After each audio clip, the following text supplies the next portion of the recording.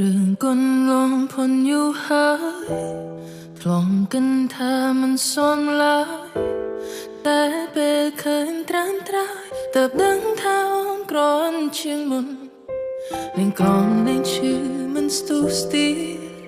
មិននឹងពងងាអូនលេងចិត្តតនរឿងពីមុនអូនគ្មានចាំអ្វីឡើយ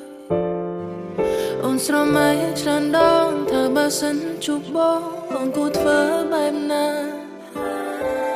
តែមិនបានត្រៀមទេថាពេលជួបមាសមេ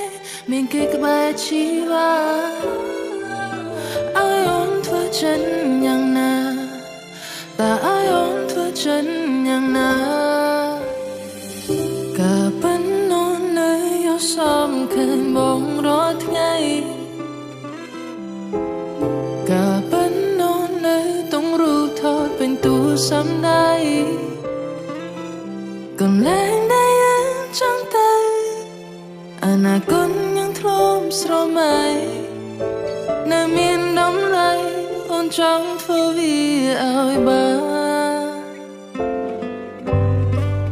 ក៏ប៉ុន្តែអូននៅសរសេរចម្រៀងពីបងរកពេលចេញក្រៅអូនតែងរកមើលនួនល្អអូននៅគិបសំរយបងរឿងល្អជូនបងហេតុអ្វីអូនសាមកពេលឃើញ